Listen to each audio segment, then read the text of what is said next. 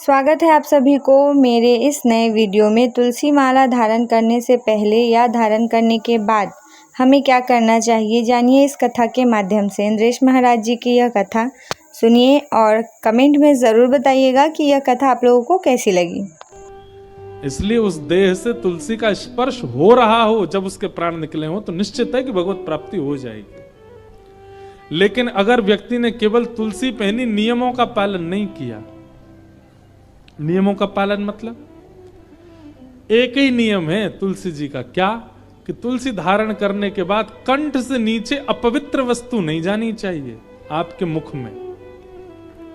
अगर आप अपवित्र मांस का भक्षण करते हैं, मदिरा का सेवन करते हैं, तंबाकू खाते हैं, धुआं उड़ाते हैं और तुलसी पहनते हैं, वो तुलसी नहीं फिर काष्ठ है। और मृत्यु के बाद में तुलसी का अपमान करने का दंड और मिलेगा। इसलिए एक जगह मुझसे एक व्यक्ति पता क्या बोला, महाराज जी मैं तुलसी पहनता हूं पर मैं कॉलेज में पढ़ता हूं, बच्चों के साथ कभी कभी खाना पीना पड़ता। मैंने कहा हे भाई तू क्यों पहनता है तुलसी? बोले नहीं, जब खाने पीने जाते हैं तुलसी उतार देता हूं। मैंने कहा वाह, उससे क्या होता है? बोले कम से कम कंठ से तुलसी तो नहीं स्पर्श होती। मैंने कहा ये तो वही बात हो गई कि ब्याह में मंगलसूत्र पहना था बहू ने, लेकिन मंगलसूत्र उतारने से ब्याह थोड़ी टूट जाएगा, वो तब भी विवाहिता ही मानी जाएगी। कभी कभी मंगलसूत्र साइड रखने से क्या वो उसका ये समझ लें कि अब उसका ब्याह नहीं है, ब्याह तो हो गया। अब चाहे मंगलसूत्र धारण करे चाहे नहीं, एक बार कंठी अगर गले में पहन ली तो मतलब आप वैष्णव हो। उसके बाद आपकी खान पान की शुद्धता अगर नहीं है, दंड तो मिलेगा। इसलिए तब तक तुलसी जी मत पहनिए जब तक आप अपने चित्त पर ये भरोसा ना कर लें कि हाँ हम अपने भोजन और भजन और पान को शुद्ध कर सकते हैं। विशेष रूप से तो मांस सेवन करने वाले और मदिरा पीने वाले, तंबाकू सेवन करने वाले, इन लोगों से तो हमारी प्रार्थना है बिल्कुल मत पहन लेना। और जब पहनो तो सबको विष के मात्र त्याग देना, विष के समान त्याग देना। तो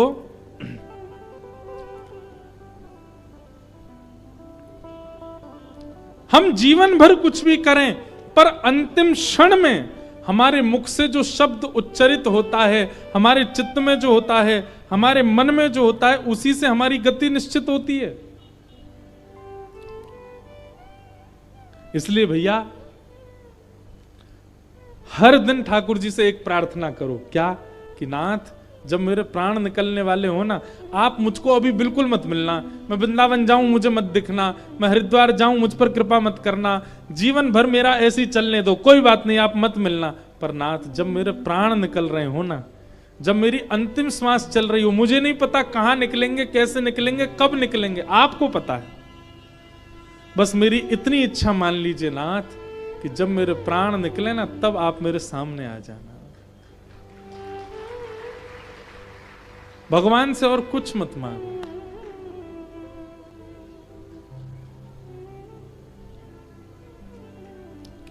भक्तमाल जी के कथा में एक प्रसंग ऐसा भक्तमाल जी के विषय में सुनाया जाता है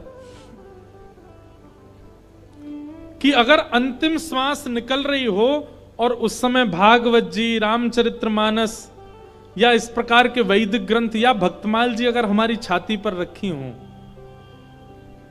या इनका दर्शन हमको हो रहा हो, भागवत जी की पोथी रखी है, हम उसको देखते देखते प्राण त्याग दें तो भी भगवत धाम की प्राप्ति। तो भक्तमाल जी के विषय में आता है कि एक सेठ जी ने क्या किया। अब भागवत जी आदि ग्रंथ ये तो बड़े पवित्र हैं, इनको हमेशा धारण करना उचित नहीं। उन्होंने क्या किया, भक्तमाल जी की छोटी छोटी लिपियों के छोटे छोटे ग्रंथ बनवाए और उन छोटे छोटे ग्रंथों को तुलसी जी में मढ़वा करके, तुलसी जी के अंदर पधरवा करके और गले में धारण कर लिया। अब बोले अब चाहे जब प्राण निकले भक्तमाल जी हृदय से लगी रहेंगी। और वही हुआ, जैसे ही उनके प्राण निकले तो भक्तमाल जी हृदय पर ही थी।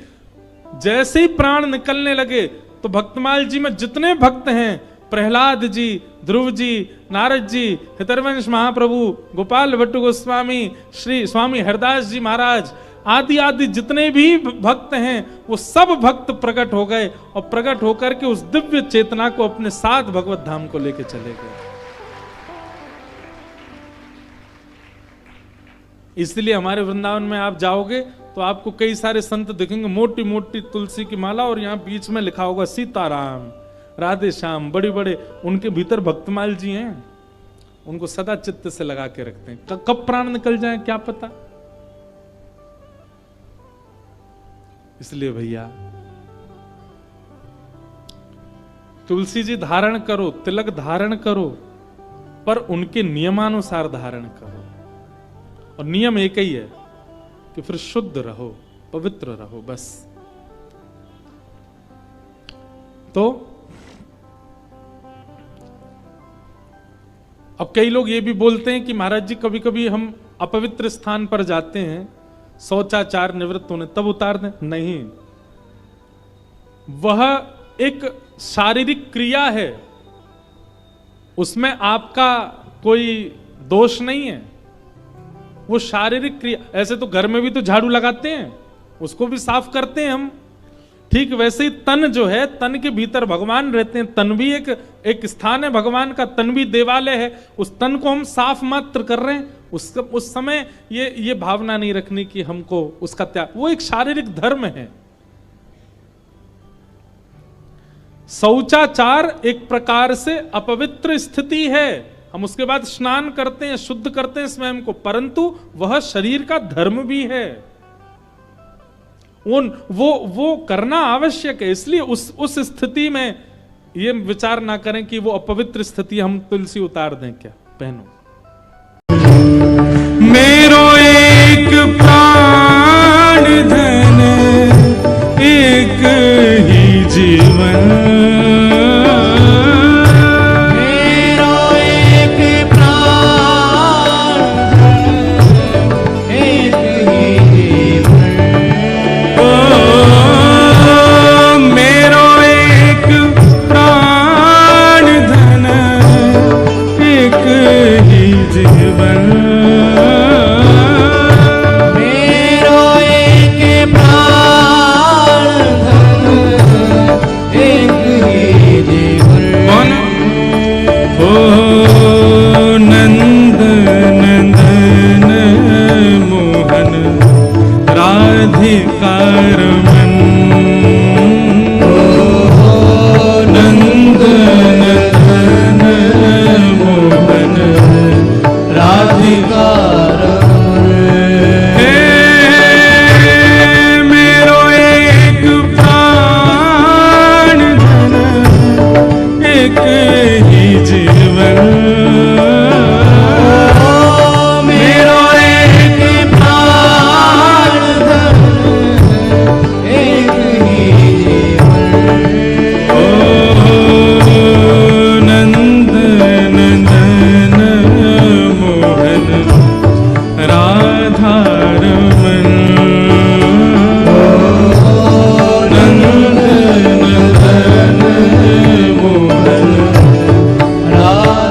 करताल बजा कर गाओ। ओ जय राधे जय कृष्ण जय वृंदावन, रसिक मुकुट मणि जय गोपीधर। दोस्तों, आप सभी को ये वीडियो कैसी लगी प्लीज़ कमेंट में ज़रूर बताइएगा, और इस कथा से हमने क्या सीखा ये भी हमें ज़रूर बताइएगा कमेंट में। अगर ये वीडियो अच्छी लगी हो तो लाइक शेयर सब्सक्राइब करना ना भूलें। मिलते हैं नेक्स्ट वीडियो में, और बेल आइकन भी क्लिक कर लीजिएगा ताकि मेरी कोई भी वीडियो की नोटिफिकेशन आपको सबसे पहले मिल जाए। बने रहने के लिए धन्यवाद। मिलते हैं नेक्स्ट वीडियो में।